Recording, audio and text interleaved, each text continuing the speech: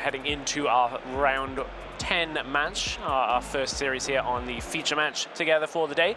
And we got an interesting one. As you said, a Teemo player on board. Teemo on duty for round 10. I believe it's going up against Irelia, but we'll take a look at the Teemo deck list first. That is the good old Specimen, a TCG caster as well. I've had the pleasure to work with him a few years ago. He is incredibly talented, not only funny, but also a really strong player. And he has decided that it's time for some miracles as well in the Teemo deck. Plays triple Ezreal Prodigy, Seal of Discord, and is also playing Nocturne. Horrifying. But now I want to mention one thing. Usually in Origins, Teemo that did not play Scout, but the other Teemo, the Mine Teemo, forgive me, I don't know the name by heart, those were the deck lists that were playing Nocturne, because you could look at the top 5 cards of your deck when you're defending, but this deck actually just goes for Cold Shot and stack decks and tries to get the Nocturne out that way. But also, like, looking at this as like this version that has Pit Crew as well.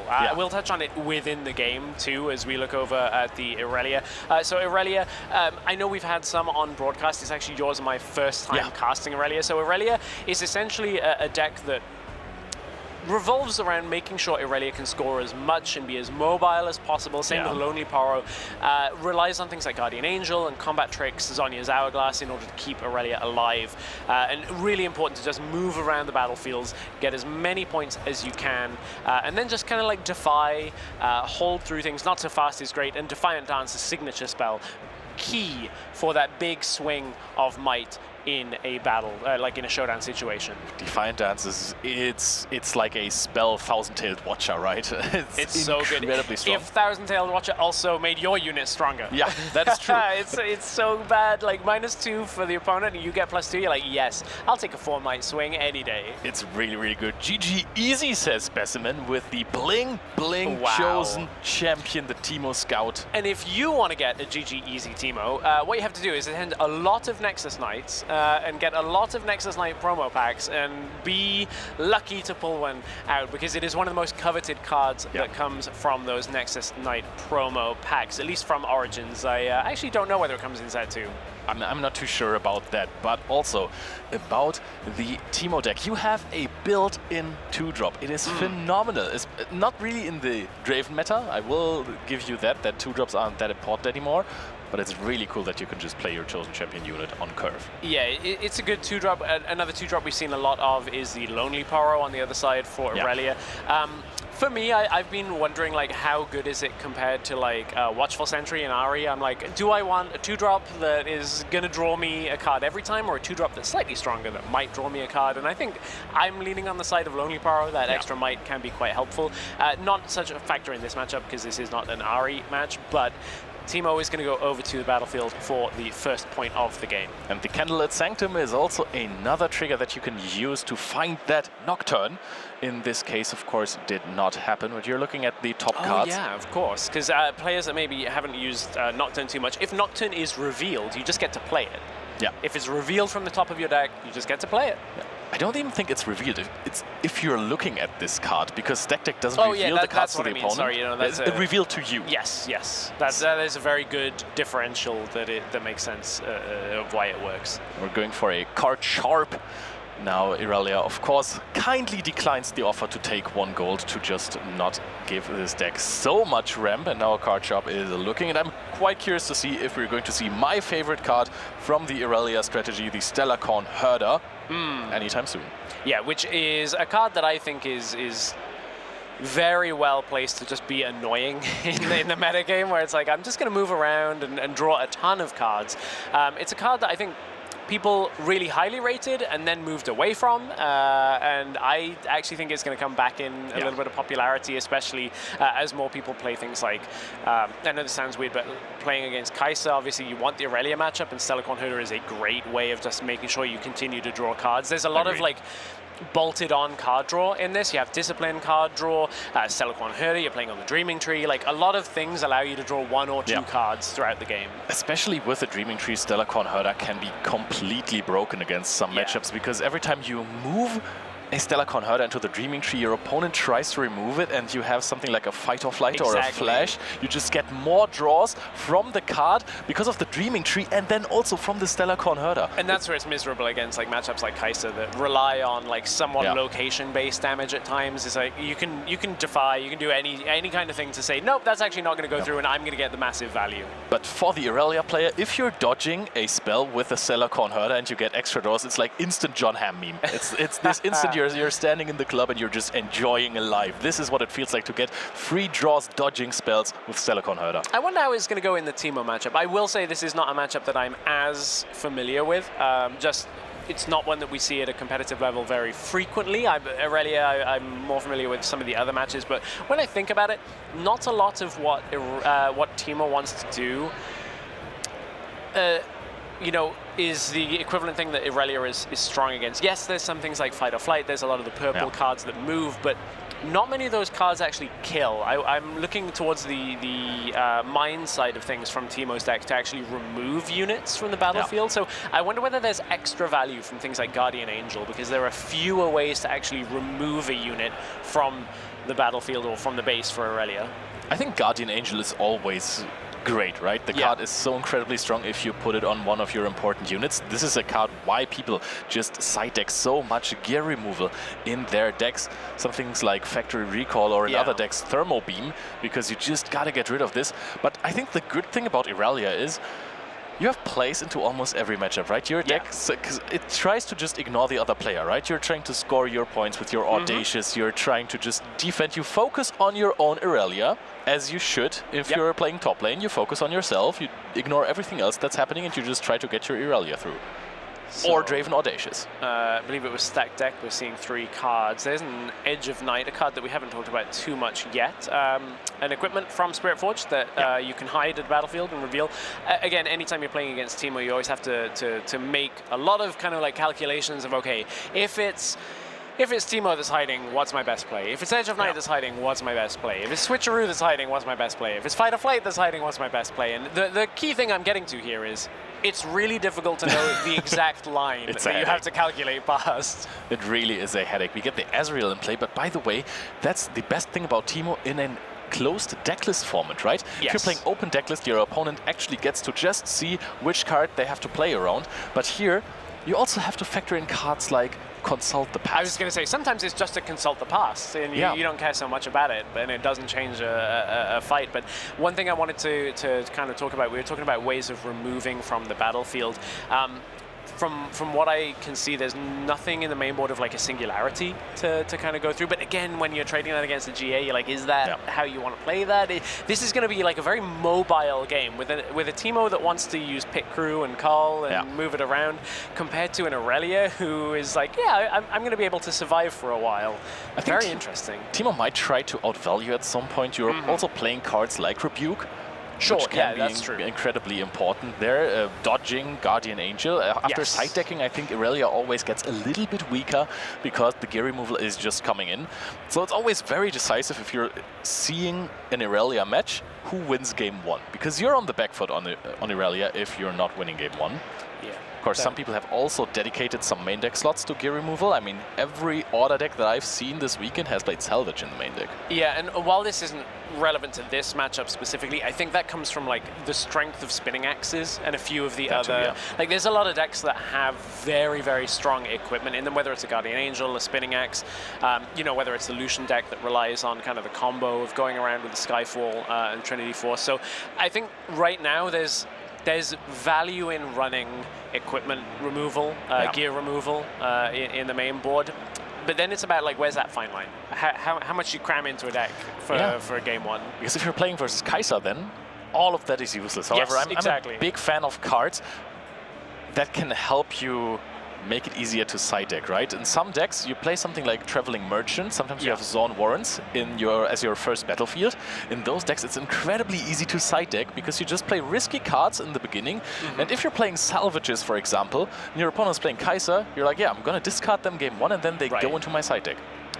That is very true. So options in hand, we see a Divine Dance. He is on his Hourglass.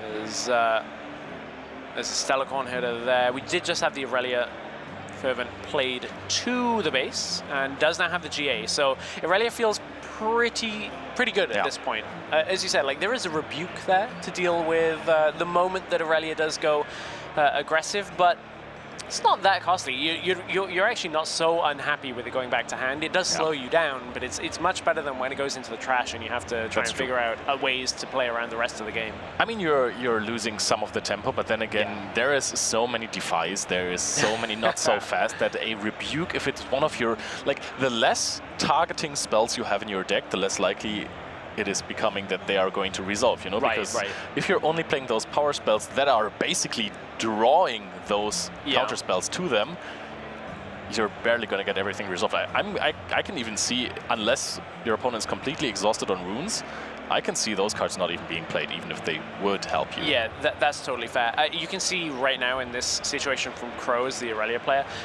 rarely will you see an Irelia tap out.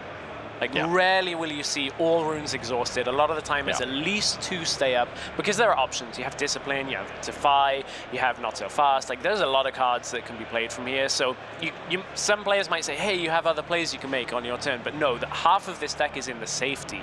Reveal of the Edge of Night. This would indicate that the card shop is coming back to base. And they're afraid of losing the Edge of Night, because if you move the card shop, you lose control of the battlefield. So, and we're going to hover over the drop border. We're not going to hover over the drop border. This card can come in ready when you have gear or when you have equipment. Oh, then that's the other half of that, right? Is in fact, you need to reveal it in order to get it ready and contest the second. 2 or more gear. All right. Okay. Yeah. So that so makes we had a the lot more seal, sense. and then we had the Edge of Night. That's a really good read. It's actually nothing to do with the card shop, and then everything to do with the drop border. And I think you could push the Ezreal into this Lonely Poro, but you don't want to give your. Okay, you just do both. Specimen really wants to conquer there, so also is willing to risk losing that Ezreal. However, if you're losing that Ezreal, your opponent is gonna be exhausted on all of the runes. So far, there are 2 open. Yeah. And you have another Ezreal in hand. That's a unit-heavy hand if I've ever seen one. I don't think you want that necessarily as the Teemo. I guess you have to play around with a few things. Like, Discipline would be, you know, +2 and a draw card. 2 on guards would make you 6, so then you wouldn't trade. There has to be a Nocturne at some point. It hasn't happened yet. But you can just take more spells that let you look at the top of the deck. So I guess at that point, it's like, yeah, I'll put that Ezreal in, and then doesn't force out anything from the hand of Irelia, which that's Krowz playing probably quite conservatively, quite carefully. Wants to say, okay, well, if there is a rebuke or something on the back end of this, I would still want to have my counter available. I don't care so much about the Lonely Power. I will get the draw from it. Yeah. The thing is, rebuke only removes from battlefield. Oh, yeah, of so course. that the Irelia would still be absolutely safe in the back. But I can still see that you don't want to necessarily trade here with your opponent. It's not units you really value too much. Also, you don't necessarily want to lose your GA, right? If your opponent has some removal spells, which is unlikely in this color combination. Singularity is a good card in Ezreal, but also mainly because Ezreal draws you a card off of it, right? Yeah. I can see Teemo decks not playing that card necessarily, maybe siding it in. Hidden card. Now, that could be a GG easy Teemo. We're already at 4 points on the side of Specimen, so we are reaching. I think we have entered the mid game. I think that's very fair to say, as hopefully my brain will enter the mid-game at this point. And, I think you're there. I'll remember what cards do for a moment. I do think there's, perhaps this is a misread from me on the game, but I do feel like Irelia does need to start contesting battlefields, but it becomes very difficult. Because, for instance, that could easily be a switcheroo, it could be a fight or flight, it's going to delay you, and only having 1 unit to contest a battlefield that has units at it, it becomes quite difficult at that point. I agree. Also, Teemo is incredibly good at holding. Yes. But maybe that was the case in Origins, when you were playing like every single hide card that you could possibly think of. You're playing Ember Monks, all of those cards that sit there at battlefields. Here comes Boots of Swiftness. That might be the first big push for Irelia Blade Dancer deck. And this is where it becomes scary. This is where, so we have perfect information on the game to the point where we have seen the cards in hand, we know what the options could be. But if you're sat across from a Teemo and there's a hidden card there, you have to calculate, like, okay, what is the worst case of this card? What what is the worst possibility, and then work from there. Do I have enough things to work around the worst case, or you know, anything else? So Irelia gets targeted, we'll get you know, additional might. We'll be able to untap using the Irelia Blade Dancer Legend ability. Now with ganking from the Boots of Swiftness, is going to go to the battlefield. So here we go. We're going in, but also with still 5 runes open for Krowz. This is looking good. Teemo, GG easy is going to be flipped over. The question is, how are we going to see some of those combat tricks happening? We're already at 3, 6, it's 11 and might. 7. So here comes Defiant Dance. That will even up, I believe. Yeah, there's a 4 difference between 11 and 7. So mathematically, if I've done everything correctly, it should be the way that it is. I think we are now at 12. Oh, because Irelia is going to get as well. Yeah, Irelia. Then we're at 13 actually, because we have the Guardian Angel and the Boots of Swiftness. I missed the GA as well. Yeah, it's a lot very, more. very small. It's above what I calculated. So I think you're very much in the driving seat here if you also have a counterspell, because we know that there might be, I mean, we assume that there might be other cards, or are we just deciding for damage here? Oh no, we're going to respond on the side of Specimen. Taps out, switcheroo, that would be massive. Yeah, that could be massive, but do we have anything in hand for Irelia? I didn't. Okay, it is a not so fast. I was going to say I didn't get a full glimpse of it, but not so fast going to come through and at least deny the switcheroo. And this is where Irelia decks play really well into single target spells. Wow, look at this, just completely clearing off the entire field there, trading so well on the side of Irelia. Momentum has swung now. Irelia has forever ganking now because of the Boots of Swiftness. This is looking fantastic for Krowz. We're in the mid game. The runes do not resemble that, right? It's right now 5 to 4.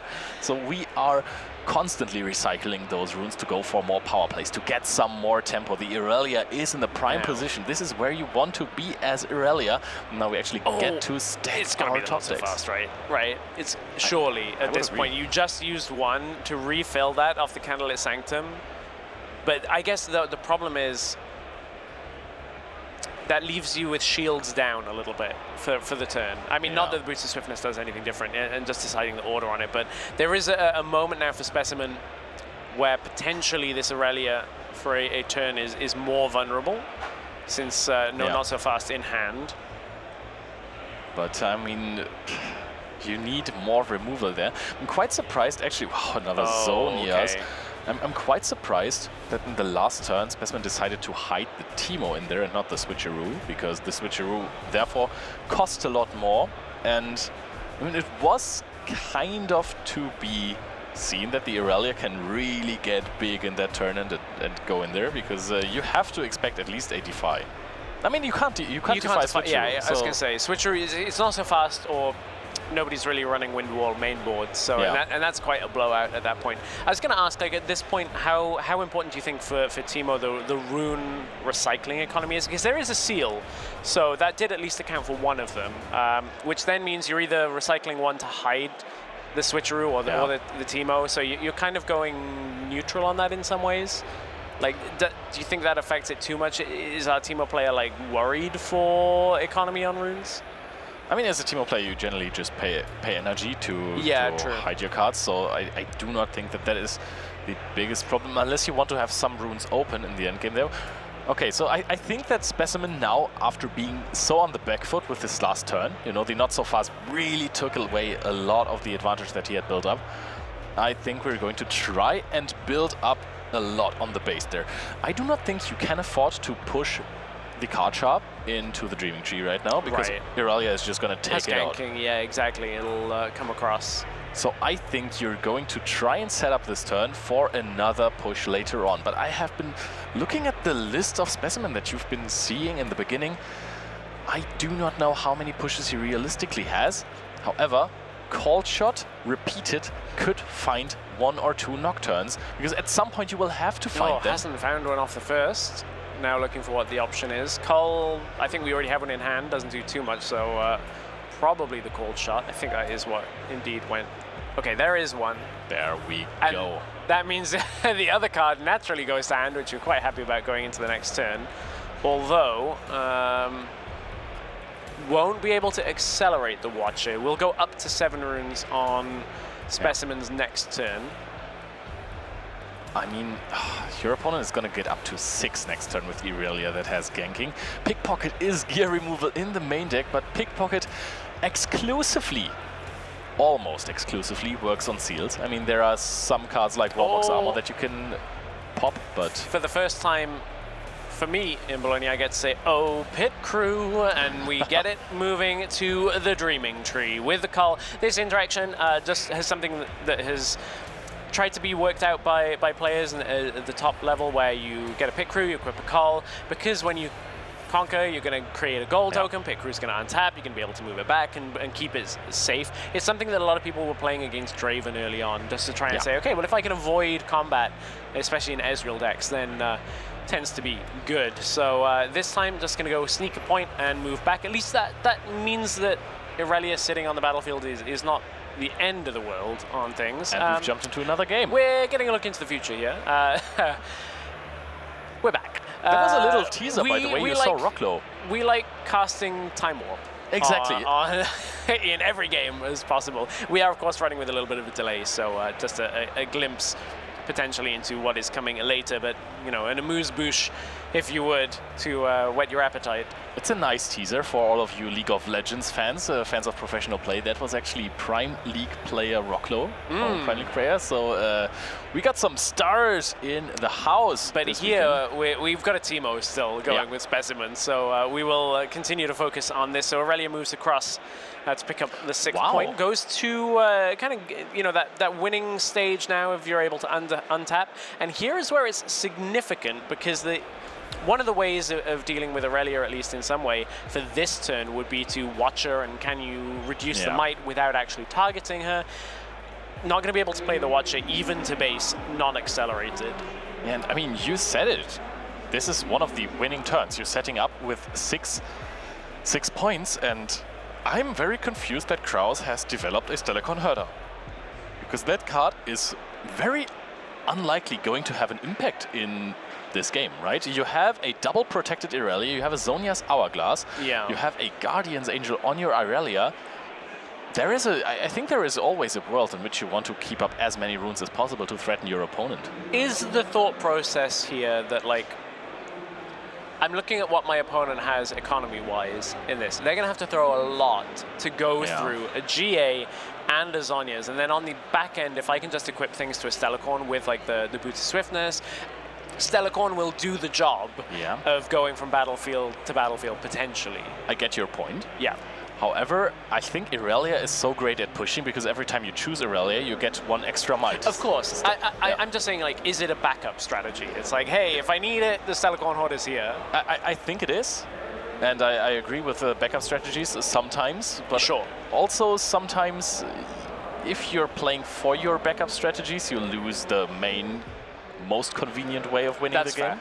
So, but we're going to see. I mean, Krowz is so far ahead. I don't know how many cards there are in hand for them, because maybe that's also like completely blind and cards in hand, and then there's no reason to keep all of those runes up, right? Really sounds like a small thing that might be a big thing. Is it also to do with the fact that there is only 1 green rune, and therefore you can't represent having both Defy and Not So Fast? Yeah, so it's like, hey, okay, why bluff when it's not even possible? I think so. There's a few things. This is always the fascinating thing for me watching the players at this stage in the tournament, is like, it's impossible for us to know the exact line that results in the plays that are happening. We can speculate on what we think is indeed the case, as Pit Crew goes up to the Candlelit Sanctum, and will, of course, now kind of put Specimen also up to 6. This is quite a tense situation to be at. We found a call shot on top of the deck and a stack deck, so more cards to cycle through. So we put the stack deck on the bottom of the deck, which I definitely agree with. You do not want to reveal a stack deck with your call shot. You would rather want to find your cards that have an impact. Specimen not really happy with the situation, apparently, and I think that has to do with your foresight before. This is not a Watcher turn, and Watcher is a card that can get you out of sticky situations, even though in this state of the game, if you're committing to a Watcher, there's nothing else you have. Yeah, and that's the thing, is like, Watcher maybe, if you can if you can survive this turn, Watcher will probably win you the next turn.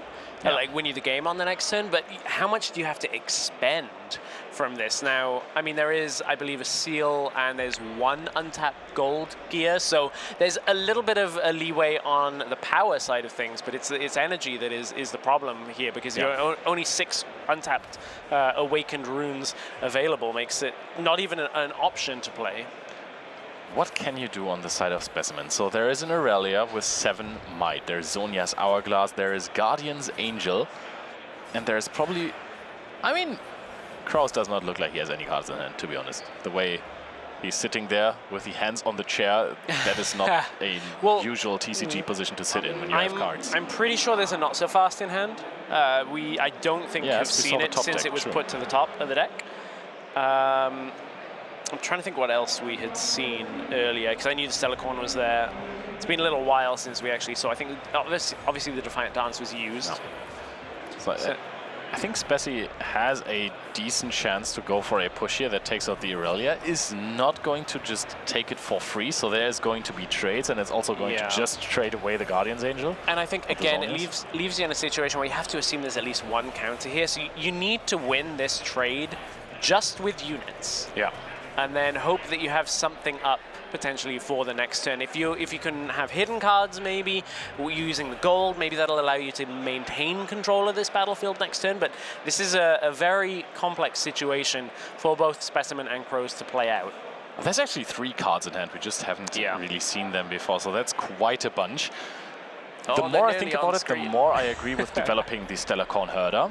Specimen hasn't revealed too many cycling cards from his hand, so the hand has been sticking around quite a bunch. There were so many cards like the Pickpockets that have been sitting there for ages.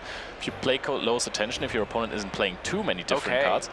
Nothing used, just the Zhonyas. Yeah, there won't be too much flexibility. I like just using the Zhonyas before because you keep the might. And importantly, again, newer players, I know that we've got people watching that perhaps haven't played a lot of Riftbound. Because Irelia doesn't technically leave the field of play, the status of the unit doesn't change, so all of the equipment stays attached. The GA stays there, the Boots of Swiftness stay there. You don't have to do anything else. Next turn, you'll awaken, be able to use that Irelia going into a battlefield and then gank across using the Legend ability. Specimen is putting that Azrael onto the Dreaming Tree, trying to hold there. Krowz is going to have a decent push in the next turn. You can easily take out the pit crew. Look at the Candlelit. No hidden cards. So wait, what is in hand? It's a Watcher, it's a Nocturne. I didn't quite see. It looked like all units. So yeah, it's double Pickpocket. Oh, okay, and Watcher then and the Watcher Nocturne, yeah. So now Irelia awakens, which means she's getting ready, getting 1 more might. You have 5 might on Irelia, 8 might in total, 11 if you count in the Stellarcorn Herder. You can just push the pit crew, then you need something to choose your own Irelia, make it ready, be able to gank, and then I think you should be golden. Yeah, speaking of golden, I think there was the Zhonyas that came off the top, which for League of Legends players will understand what I mean by that. That effect being prevalent for many, many years. So there's the first battlefield, scoring up to 7. And that must be relieving to see for Krowz, because Specimen did not think for a single second if he wanted to respond to that. There's a Defy out of the Candlelit Sanctum, and then potential... Well, you didn't see the second card. I don't see what's going on top. So essentially, you're setting up, what am I disciplining if I have one in hand? Like, what am I getting? And also Dreaming Tree. Oh, sorry, it's not a Zhonya's, it's a Guardian Angel that came... There is a Discipline. Oh, so there is Discipline, huge. Not so fast in hand. I believe that's another Stellarcorn Herder underneath. And I think that should be soon game on board, because you can just choose this Irelia once more with the Guardian Angel. And here's the other backup strategy. Stellarcorn Herder moves to the battlefield of the Candlelit Sanctum, because when you all in here, you're going to try and clear the battlefield, and just in case it's an even trade, you'll be able to go to your turn potentially with a Stellarcorn. Now, we know there is a Watcher in hand, but that doesn't necessarily pan out. But this Irelia, I would imagine, will be strong enough to go over the line here. Especially with the top deck Discipline. Top decking Discipline into a Dreaming Tree field that is being occupied by the opponent is so huge. That is 2 more cards. And Specimen picks up the card, says, yep, that's GG, you got it. And Irelia takes down that game. And I think we all saw when it went downhill for Specimen, when Krowz took over the game, that was this pivotal, not so fast on the switcheroo. Yeah, and it felt like, we were saying, it's about time that Irelia needs to start contesting, and then turning the corner at exactly the moment in the game where you can turn that advantage for yourself. I'm interested to see the sideboard come through now. We got a Adaptatron. I mean, there's not too much gear in there to do hard bargains there. What would you be looking at from this sideboard of what you want to bring in?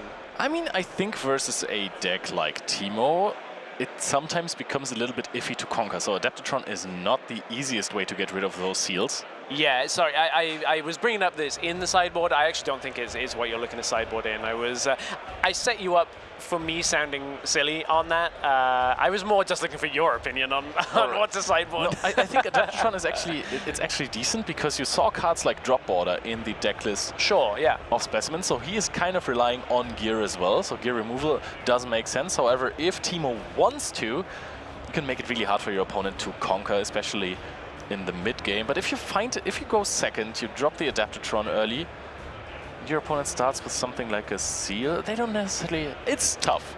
On the other side, I don't hate it. Do you think gear is more important then with like factory recall? Like, where do you think you go here? Because obviously fight or flight and switcheroo we saw kind of run into counters quite heavily. You go factory recall and hard bargain. Okay. In this one, you have seen how your opponent plays, keeping up 2 runes oftentimes. Maybe that was just a game 1 situation for them. But when you hard bargain, it's just a fantastic counter spell if your opponent is on 2 runes and then goes for something like not so fast. While we're here, I want to draw everybody's attention to the bottom line power nexus as a battlefield. We don't see it very often. Yeah. So my interpretation here is on a game where you're able to get the pit crew rolling and get a lot of gold, you can just kind of dump that recycling power into getting additional points. We very rarely see it. This is not a battlefield that many decks can actually utilize, and I'd be interested to see whether Specimen picks it here, because I would imagine that's like a going first battlefield, because you need to get the pit crew out and get that gold really early, is my interpretation. Again, we don't see it. I mean, if you're going second, you can develop the pit crew immediately. Sure, true. And I think what's kind of cool is that... But you can't play Cull on it. Sorry? You can't play the Cull on pit crew. Yeah, that's true. You just do it next turn. Yeah, true. But okay, maybe you want to go for Cull pit crew in the second turn if you go first. That also does work. But I think it's really good that you're not giving your opponent any advantages. That is, the Candlelit Sanctum was also able to stack Krowz deck, while Specimen was never able to find Nocturnes off of it, so there was not that much of a benefit. So your opponent got the same amount of resources out of it as you did. Fair. As I will admit, the math there is taking me down a line that maybe doesn't quite add up. Sneaky Deckhand gonna sneakily take an early point. This is something that we have seen a lot out of Irelia, is playing directly to the battlefield. It is Arena's greatest that we're playing, so quick. Yep, that is also interesting to me to see this Sneaky Deckhand there. If you see a Teemo developed on the first turn, I mean, Sneaky Deckhand might be able to hold here. Yeah. That is good, but then again, you could also just play the Sneaky Deckhand to your base and then look at your opponent and go, hey, do you really want to move that Teemo into a battlefield? Also, if you're on the 4th turn, you talked about it before, Pit Crew plus Cull would be of tremendous value here. Then you would have no unit, you would be at only 5 runes on the side of Irelia. You would have very little place to accelerate your own units, and then Specimen all of a sudden would hold with a Teemo and a Pit Crew, go up to 3 already, get some gold, move in the next turns. You know, that would be kind of strong. I must admit, we're in the hypothetical realm where I feel like what I said might actually just not work out. So here is a Pit Crew, here is a seal to untap it because a gear is going to come in. That is also incredibly strong, just to have the Pit Crew ready here to take out the Sneaky Deckhand, and then the Teemo might be able to hold in the Sunken Temple. That is tremendous value just to get it out of a Teemo. So nice tempo plays. We're going to see why this deck of Specimen is playing the Arena's greatest. Again, I understand that you want to hold, but versus a Pit Crew deck, I think playing Sneaky Deckhand into the base and then at least forcing your opponent to spend 1 energy to get the Teemo back to hand could have been a play you can think about. Now, do we have a follow-up to untap the Pit Crew and bring it back to safety? Not the biggest concern, because Irelia with no units out probably isn't going to contest the Pit Crew on this specific turn, but Irelia does later in the game, you know, have options to kind of punish plays like this. There is a factory recall. We saw it come out of the sideboard. Will now go to hand. So very adept at you know, taking care of things like Guardian Angel, at least for the moment that you need it, I think is the key point. The card is so incredibly important in that matchup. I mean, that's what you're siding it for, right? You want to take care of this Irelia with a Guardian Angel on action speed. You want to have this blowout turn where your opponent then basically realizes they lost because they have played too bravely with their Irelia. And I think, what can you actually do with 5 runes up? You can play a Stellar Conherder, but can you even choose it with too many cards? You know, oh, yes, you can. You can, yeah, and then it's going to be an on guard. I was... Ooh.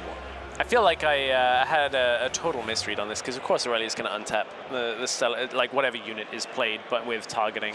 So I mean, you need to find something that only costs 1 energy, right? You were at 5, so I think that it is reasonable to predict that this deck is not going to find something there. Stellar Conherder now moves into the GG Easy Teemo, and Teemo, unfortunately, will find his way into the trash, so you can't really rely on this constant resource anymore. But so far, the deck of Specimen, it looked like it was just more of a miracle deck, so I do not even think that you're profiting that much of hiding Teemo again and again and again. Yeah, I wonder, this is one of the considerations that we've talked about, is like how much of playing Teemo is wanting to try and aim for the Teemo best of card, and how much of it is, I think Teemo's the best champion and legend to be playing in this domain. I mean, so many decks running purple just playing a version of the Miracle Shell. I mean, I love the fact that you can, versus non-Draven decks, just play a 2-drop from your chosen champion zone. Yeah. That is, I think, a massive upside for the Teemo strategy. Also very interesting to note, with the on-guard Stellar Conherder play, you got to Mighty status with the Stellar Conherder, got into the Sunken Temple, but then there was not enough energy left to draw a card from that. So that's maybe a slight bullet dodged for Specimen there, even though he lost his oh-so-precious Teemo. So there's some sequencing that can happen, like looking to see whether there's a way of getting that second battlefield to be contested if you wanted to. I mean, that hidden card always makes it a little tricky. Card spotters are showing us fight or flight, so I'm going to make the assumption that that was what we saw got put down. Fight or flight, by the way, not the card you want to use on the Stellar Conherder. That really does not feel great. Going to see an Ezreal being played into the arena's greatest battlefield. So so no, it's okay. I was just looking at how maybe. Ooh, it's a disc. That's a pricey discard. Review is quite the high-value card, especially in this matchup, but you do not want to play into Defies. You do not want to play into those not so fast, especially not by spending 2 power cost. Play out a Cull, ready the pit crew. Do you actually... Okay, you are going in here. You're not playing around crazy hidden cards. Pit Crew is being pushed into the Stellar Conherder on the Sunken Temple. There's 1 energy left up. What is the hidden card that Krowz has? I think that's what the fight or flight... that's my assumption of what it is, which you can use, you know, on your own Stellar Conherder, and then you're like, oh, that's fine. I'll take a card and trade it for a card. I'm trying to remember what else this Irelia list actually runs for hidden cards. This was kind of what I was wondering, is like, because Pit Crew will go to the battlefield from, you know, playing the Cull, untaps it, but go to the battlefield. If you conquer this, you'll be able to untap and awaken the Pit Crew again, move it back to the base, and you'll be safe. It does leave your Ezreal a little bit vulnerable on the other side. But there is a hidden card there, of course, and we already talked in Game 1 of how many decisions you have to make to try and figure out what that hidden card is going to be, and you know, make the least costly play. There is a fight or flight on the Stellar Conherder, which is, of course, let's call it a 1-for-1 trade on the side of Krowz. You're losing a card, you're drawing a card with Stellar Conherder, you're keeping your herder alive, but also you paid a power cost for this. You are so de-ramped right now. Yeah. There's another gold gear token, so the de-ramping will not happen in the next turn for Specimen. Now decides to get the Pit Crew back to safety. Sunken Temple, you would need a lot of investment to get a draw out of the Sunken Temple on the side of Krowz. But Krowz now at 5, has a unit developed, has a bunch of cards in hand. It's a Stellar Conherder. You can get quite the draws off of it. You can set it up for success and then combat your Miracle deck with some draws there. Yeah, I do just worry though that the deramping, has it done too much to kind of slow down an Irelia at this point where the pit crew is just like doing the loop, just going around the track, picking up everything, both point, like 2 points every single turn. I mean, sadly for Specimen, we actually end in a situation where they're off the even tick of the game. It's not a 2-4, 6-8 game. You're at 5 by the looks of it now, so you kind of have to spend a turn getting it up to 6 and then go for another one. Stellar Conherder on the Guardian's Angel is being pushed into the Ezreal. I really gotta go back again, like the turn of Specimen to push the GG Easy Teemo into the Sunken Temple, because that forced Krowz, if he didn't want him to double hold, to invest so much into the Stellar Conherder, leave the Stellar Conherder there, then also pay a power cost to put the Fight or Flight there, so that's also another power card you're losing, right? And then he was completely out of resources to get another good turn. That is a factory recall on 1 energy left. Is this going to be combated by something like a not so fast? Yeah, I'm trying to remember whether we had one in hand or not. Isn't going to be used if it was. Of course, the reason for that not so fast does count enemy spells that target gear. Yeah. That's a very specific thing. It's units and gear. Now is the question: how much do you sink into keeping this Stellar Conherder alive? I think you really need to use it. I think you need this Stellar Conherder. Your opponent's already at 5 points.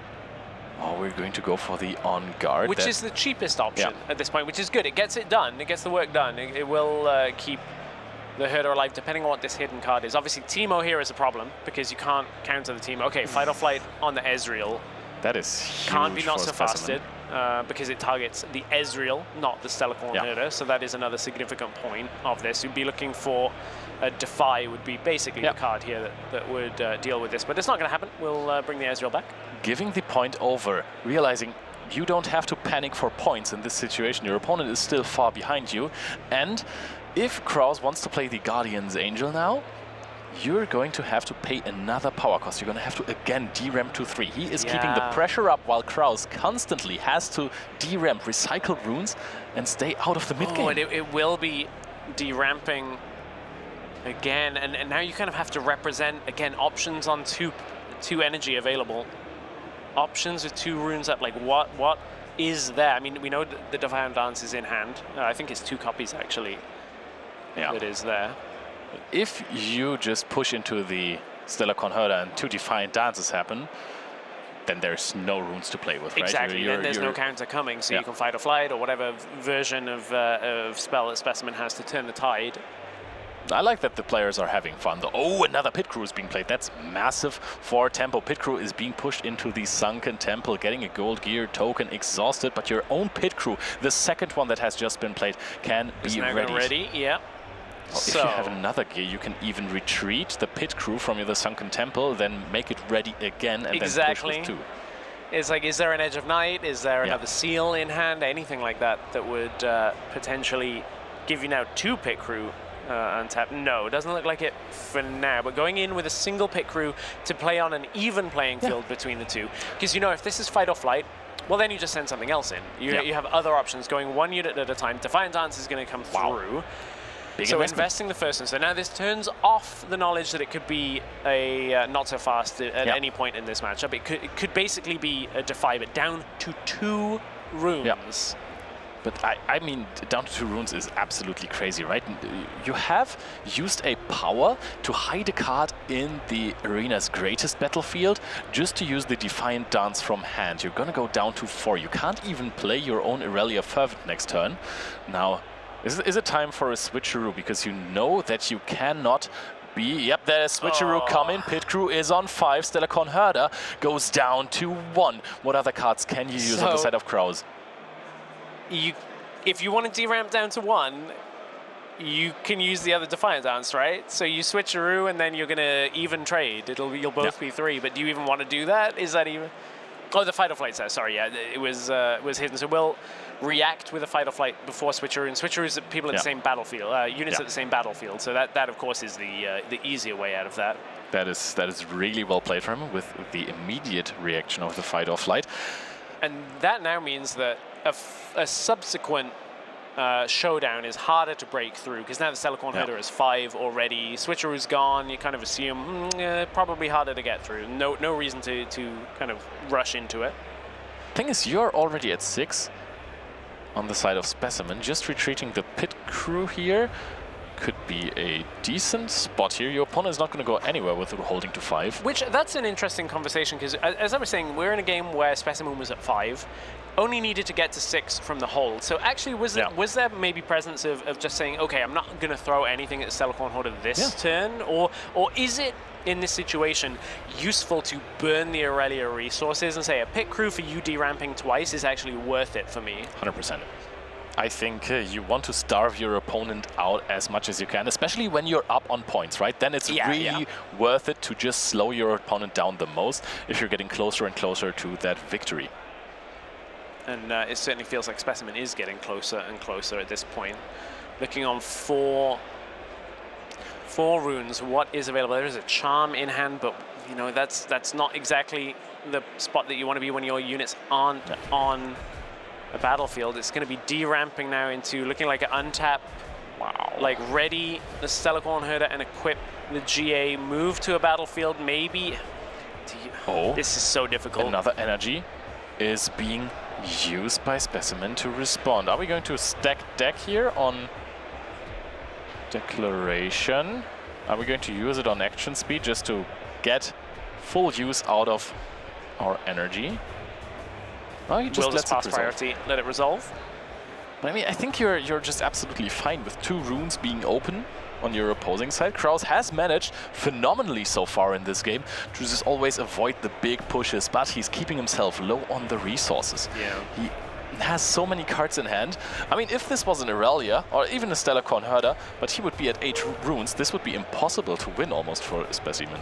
To be pedantic, but just as somebody who loves Stelacorn Herder, just whenever you go into a showdown with a Stelacorn Herder, remember it's a move trigger for the draw. Yeah. So could have been significant, not in this way, because if, say, the top card is like a Defy or something, like that changes that before you pass priority, right? You don't want, if your opponent like has something and then you're like, oh, the top card was Defy, actually, you want to sequence that properly. It's like get your move trigger done first before the showdown becomes active, and of course you then get priority as the active player. So just, I know the players are shortcutting, of course we're in a feature matchup, it's just something for that I always like to try and say for people who are at their Nexus night and stuff like that. Like there's these little reminders that are useful to keep track of. As I don't think it's possible to understate the amount of pressure that goes on as a feature match. I mean, you've played many in your time in other card games on a national level, so you very much can speak to that, of like the pressure of being in this moment where you're looking for top 8 and every single decision in interaction is like highly scrutinized by both yourself, your opponent, and everybody watching, like us. We're just chatting about it. But there is a lot of pressure. There is a lot of things you have to go, oh my goodness. That timing on finding a factory recall, not even from the stacked deck. Sometimes the deck is stacked already. Yeah, exactly. So sometimes you just find everything you need. Now stacked deck. Are we going to see a Nocturne? Is Nocturne perhaps a card that you side out in this matchup? I was also wondering whether you side out things like the Rebuke, some of the copies, and a little bit of the Fight or Flight because of the counters. But Nocturne very well could be one. There is a Defy. And that is something that I kind of like. You want to give your opponent a hard time, right? You want them to not find another option, another out to your Stelacorn Herder there. Yeah, although the problem, so I guess, wow, are you going to 0? If your only card that's castable, right, is Defiant Dance. I see a Charm in hand as well there, so you're basically saying, well, I don't want you to have any options. Yeah. But I basically don't have any options for myself. Yeah, exactly. And I think, oh wow, using this immediately, I love this play from Specimen to not go into the combat there, but to say, hey, if you have another Defy, you can use it now, and then I will know how to take the combat. Yeah, exactly. The combat becomes a whole lot easier. And also, you know, we talk about this in card games. Sometimes you just have to make them have it. And if they're using a stacked deck searching for an answer, maybe the other card in hand isn't as useful. A lot of the time you do use your least useful card first, but a card like stacked deck, I don't want to let you see 3 cards. I really don't want you to be able to look at more. That's absolutely true. Now, honestly, when we're looking at this possible game shot from Specimen, I know he needs to play. We know he needs to play around the Defiant Dance. I think he's very well aware of that. And this opponent has sequenced his plays in a way that there is only one rune left available, but it's open. There's so many cards in hand. The thing is it enough to push with 3 units? Let's count. Well, as much as let's count, I agree. There is only 9 minutes left on this round, just under 10 minutes. And this is, of course, an extremely important game. And for Specimen, he needs to be able to win this and then potentially win the next game. For Krowz, looking obviously to close this out as a 2-0, have to consider time at this point. You can't spend too long adding up if you are Specimen. Thing is, if you clear the Stellar Corn Herder somehow, if you push every single unit you have, there is Defiant Dance can only do so much, right? Yeah, you know it's a 4 might swing, so you just need to be above 4. So if you push all of the units in there, you go to 7, and then how are you not going to hold against 3 runes? What is happening from 3 runes that is threatening you? Yeah, that's very true. So it's 3, 6. I think it's very understandable that the players are taking their time. Of course, sometimes routes to victory seem almost too easy, right? And also, there's always the option that we are missing something. Yeah, I'm wondering what we're missing, because isn't it... All right, I think... Wait, but hang on, isn't this a way that you trade down? Am I missing something that Ezreal plus the equipped pit crew, or the other pit crew plus the Ezreal was 7? And Defiant Dance math would be 3... It would yeah, maybe it would be even trade and you lose both. So maybe at this point... And that is a little bit annoying, because if you're trading...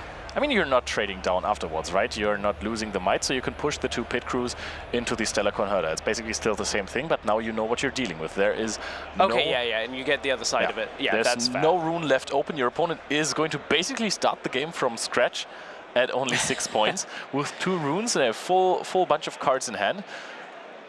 Wonder what we're discussing here right now, because that seems like a minusing the might. Oh, okay. This is the other way. Is if the Defiant Dance doesn't have to target the Ezreal. Oh. So you actually sap the pit crew that's in base, and now. So now it is still even. So you lose everything if you go in on the battlefield here, but the Stellar Corn Herder dies as really well. Needed to push everything there. That was. I guess this is the real fine detail here. Is I was wondering about just moving with 1 unit, if that was enough. I didn't see the line of targeting the pit crew in the base, and that does then force you to go elsewhere. Right, so get up to 7. Now you get another. I think you're definitely trying to hold here, right, with the 7. Yeah. Because otherwise your opponent is going to go to 7, push back into the base, and then play just something to target. Krowz can't even Boots of Swiftness, because that's 3. I think Specimen is really still just... He just needed to get this rune out of the way to push 7 might into the arena's greatest, and then try and hold, and now it is on Krowz. Wait, what can Krowz do in this scenario to get rid of this situation? The answers just aren't great, because it's like... I think it's on guard, Defiant Dance. But yeah, I guess because you can untap the Stellar Corn Herder, so you bring it back, Irelia, Legend, and then a pump spell potentially gets you over the line. I think if you Defiant Dance one of the pit crews, if they're only at 5 might, but you will be at 5 might. I'm pretty sure they were counting how many there. We know that at least 2 have been used. So this is going to have to be a great top deck. What is it? Didn't quite see it. There are 2 card combinations that get Krowz out of this sticky situation. Oh, come on, show us the cards you have in hand. I think that's a Discipline hiding. Oh, there is a Charm. Oh, picks up the Boots of Swiftness. Those won't help. I think Charm would also be a way to get this game won, but you also need another 1 energy cost card. Right, you have to then target the Stellar Corn Herder. And that is, I believe, the pickup. And Specimen clutches this game out here. Yeah, that one got quite down the rabbit hole and on like in the tank on calculating. Ultimately, I think the headline of how that goes is like Krowz de-ramping so much, like forced to de-ramp so much through the game, really just left you with very few options on the Irelia to actually play that out. Definitely, I'm baffled by the fact that Krowz stuck in this game the entire time, and with so little runes that he still had left, he kept pushing and pushing, and even had some win conditions in his deck on 2 runes in the last turn. Because if that would have been Defiant Dance and On Guard, I think he just wins that game. He just gets a double pointer there. Yeah, that's fair. If you had it, that would have very much been it. I think as well that Defiant Dance clearly Krowz having a lot of these situations where you're like, okay, my opponent's only moving one unit in, but I can target the back line. I'm thinking about the second showdown that's coming. Always interesting to look at that. It's one of the things I find fascinating in this situation is like, I can think of a line that I know, and then you can think of a line that's probably better than my line, but it's never always the same line as what the players have in games. So it's always really interesting to see these adaptations that players make in a spell like Defiant Dance, where you do get two different effects that are happening on the resolution of the spell. Very, very interesting game. I feel like I've learned a lot, but I need to like decompress and let it soak in. I think at this point, I'm not ready yet. I also find it funny how many different ways of winning the game there is. Of course, you can try to push out your opponent, you try to force a big conquer, or you did it like Specimen did it and just say, hey, I'm going to let you use up all of your protection on your one unit in your battlefield, but then I am going to push in the other battlefield and I'm going to hold there, so I'm going up to 8. So not necessarily searching the fight, but avoiding that fight. Sounds like we are ready for an interview following round 10. Hello everyone, I am joined by Krowz. Congratulations on the win, 9-1 now. The top Irelia left in the tournament. Everyone else has either drawn a game, so there's an 8-1-1, or has lost 2. How does that make you feel? That's incredible, honestly. I did not expect to be the top Irelia, but I guess at 9-1 it kind of makes sense, but people are right behind me, so I can't really let up here. Is it a deck that you've practiced a lot with, or did you like take some time to decide what you wanted to bring in? No, right away I was on Irelia, playing on TCG Arena online and practicing a lot against a lot of decks, and the deck just felt really good. It fits my playstyle relatively well, so yeah, I'm pretty happy. Oh, awesome. I mean, you should be. 9-1, you're definitely looking at those top 8 spots. Is there, you have a couple more matchups still left to go, obviously, on the day. Is there anything that you think would really ruin your chances of getting into the top 8? Yes, there's a deck called Rek'Sai. If I hit Rek'Sai, it's going to be rough. I've practiced a lot against it. It is not a good matchup, so hopefully I don't hit it. Do you mind elucidating to the viewers about exactly what's making that a bad matchup? Yeah. So the problem with the Rek'Sai matchup is that they see so many cards, they're very fast, and they have the best removal spell possible against Irelia, which is Call the Weak. And they almost always find it because they see so many cards with Rek'Sai, with the signature spell as well. And they have so much might in the backline with the Phoenixes that come back. It just creates a point tempo for them and a card advantage pool for them as well. And if you lose Irelia, usually the game is pretty much over. All right, so if you're teching into that, and you can tell me if this is too much, right? I can reveal it. Yeah, if you're teching into it, how would you be side decking? How would you be sideboarding? So for sideboard, I just try to bring in more counter magic. So Hard Bargain, for example, another Defy in the sideboard. And my main deck is definitely a little bit tuned towards Rek'Sai, so it's not as bad as like the list I was starting off with. I have Poros in the main deck, for example. That's definitely a good card against Call the Weak, because you draw a card off of it if it's in a different zone. So that's been very nice for me the whole tournament, honestly. Awesome. I have not faced Rek'Sai, but... All right, well, we're going to let you go get ready for your next round. Is there anything you want to say to your friends, to your fans out there before we do? Honestly, shout out to my opponent, Joe from Into the Rift podcast. Very, very cool guy. It was a really fun match. If you haven't seen it, I mean, I guess probably, if you're watching this interview, maybe you caught the match. Really awesome game 2. Game 3 unfortunately went to time, but you know, it is what it is. I still squeaked it out. Well, good luck on the rest of the day. Hopefully we'll see you back in the top 8, maybe even for a winner's interview. I hope so. Yeah, well, thank you so much.